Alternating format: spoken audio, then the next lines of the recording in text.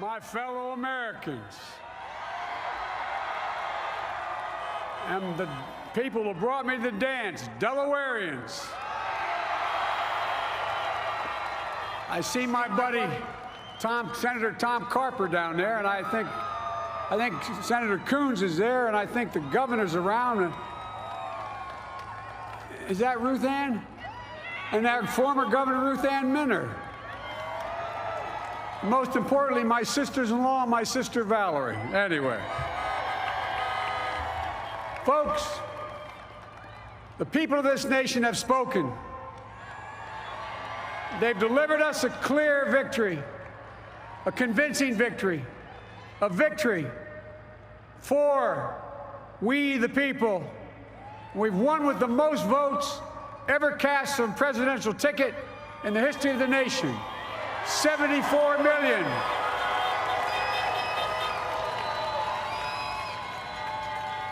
What I must admit has surprised me.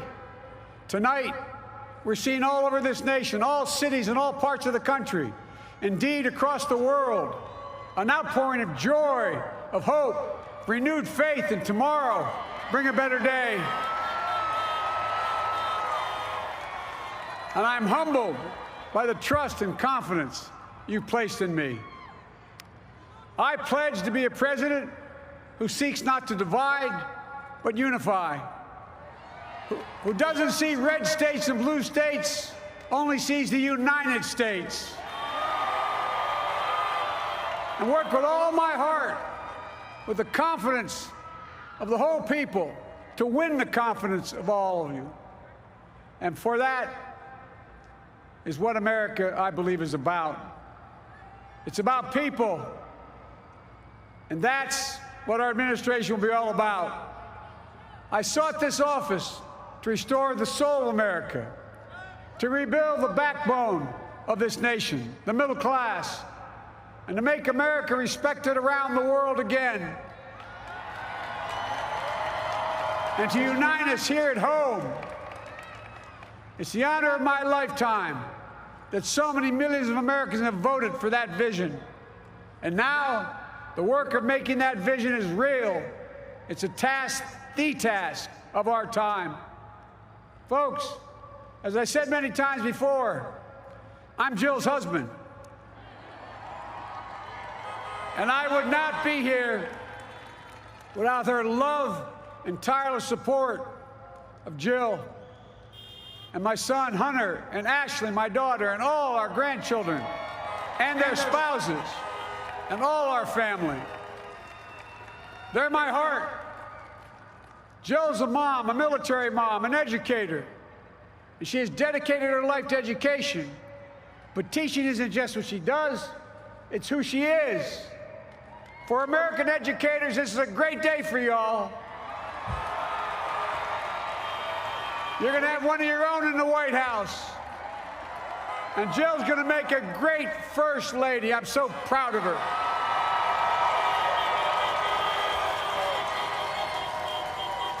And I'll have the honor of serving with the fantastic Vice President who you just heard from, Kamala Harris, who makes history as the first woman, first black woman, the first woman from South Asian descent, the first daughter of an immigrant ever elected in this country. Don't tell me it's not possible in the United States. It's long overdue. And we're reminded tonight of those who fought so hard for so many years to make this happen. But once again, America's bent the arc of the moral universe more toward justice. Kamala, Doug, like it or not, your family, you become an honorary Biden, there's no way out. All those of you who volunteered and worked the polls in the middle of this pandemic, local elected officials, you deserve a special thanks from the entire nation. And to my campaign team and all the volunteers and all who gave so much of themselves to make this moment possible, I owe you. I owe you. I owe you everything. and to all those who supported us. I'm proud of the campaign we built and ran. I'm proud of the coalition we put together, the broadest and most diverse coalition in history. Democrats, Republicans, Independents, progressives, moderates, conservatives, young, old, urban, suburban, rural, gay, straight, transgender, white, Latino, Asian, Native American. I mean it, especially for those moments, and especially for those moments where this campaign was at its lowest ebb. The African-American community stood up again for me. You've always had my back, and I'll have yours. I said at the outset, I wanted to represent this campaign to represent and look like America. We've done that. Now that's what I want the administration to look like and act like. For all those of you who voted for President Trump, I understand the disappointment tonight. I've lost a couple times myself, but now let's give each other a chance. It's time to put away the harsh rhetoric, lower the temperature, see each other again, listen to each other again. And to make progress, we have to stop treating our opponents as our enemies. They are not our enemies. They are Americans. They are Americans. The Bible tells us, to everything there is a season, a time to build, a time to reap, and a time to sow, and a time to heal. This is the time to heal in America.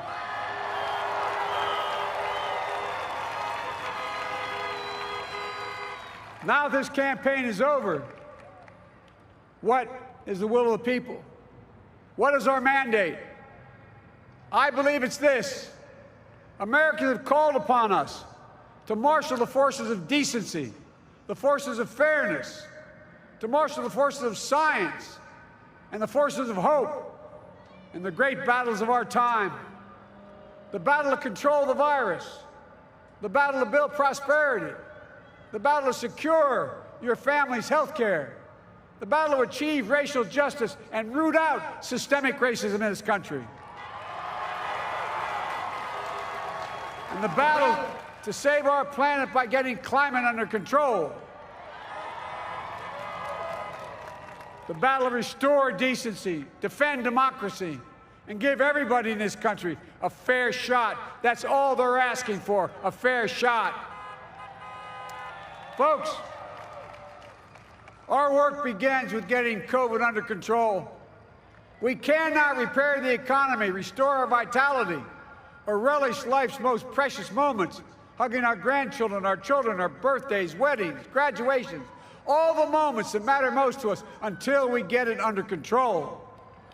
On Monday, I will name a group of leading scientists and experts as transition advisors to help take the Biden-Harris COVID plan and convert it into an action blueprint that will start on January the 20th, 2021. That plan will be built on bedrock science. It will be constructed out of compassion, empathy, and concern. I will spare no effort, none, or any commitment to turn around this pandemic. Folks, I'm a proud Democrat, but I will govern as an American president. I'll work as hard for those who didn't vote for me as those who did. Let this grim era of demonization in America begin to end here and now.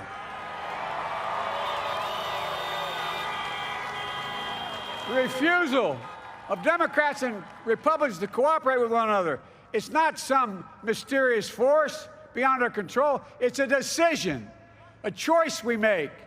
And if we can decide not to cooperate, then we can decide to cooperate. And I believe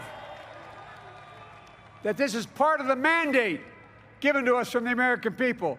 They want us to cooperate in their interest. And that's the choice I'll make. And I'll call on Congress, Democrats and Republicans alike, to make that choice with me. The American story is about slow yet steadily widening the opportunities in America. And make no mistake, too many dreams have been deferred for too long.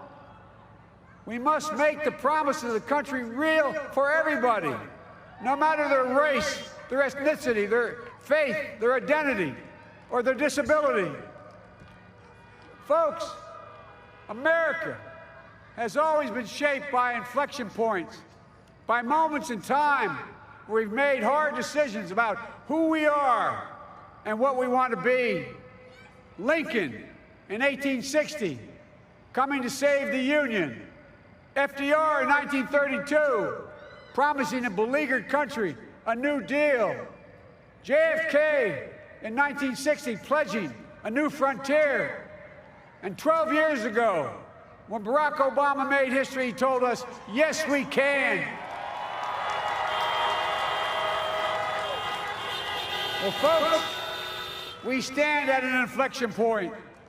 We have an opportunity to defeat despair, to build a nation of prosperity and purpose. We can do it. I know we can. I've long talked about the battle for the soul of America. We must restore the soul of America. Our nation is shaped by the constant battle between our better angels and our darkest impulses. And what presidents say in this battle matters. It's time for our better angels to prevail. Tonight, the whole world is watching America. And I believe at our best, America is a beacon for the globe. We will lead not only by the example of our power, but by the power of our example. I've always believed, many of you heard me say it, I've always believed we can define America in one word: possibilities.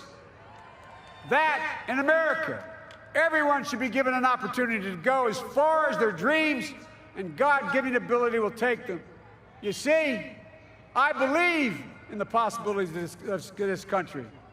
We're always looking ahead to an America that's freer and more just, ahead to an America that creates jobs with dignity and respect, ahead of America that cures diseases like cancer and Alzheimer's, ahead to an America that never leaves anyone behind, ahead of America that never gives up, never gives in.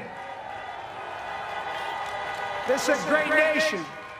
It's always been a bad bet to bet against America. We're good people. This is the United States of America, and there's never been anything we've been not able to do when we've done it together. Folks, in the last days of the campaign, I began thinking about a hymn that means a lot to me and my family, particularly my deceased son, Bo. It captures the faith that sustains me and which I believe sustains America. And I hope it can provide some comfort and solace to 230,000 Americans who've lost a loved one to this terrible virus this year. My heart goes out to each and every one of you. Hopefully this hymn gives you solace as well.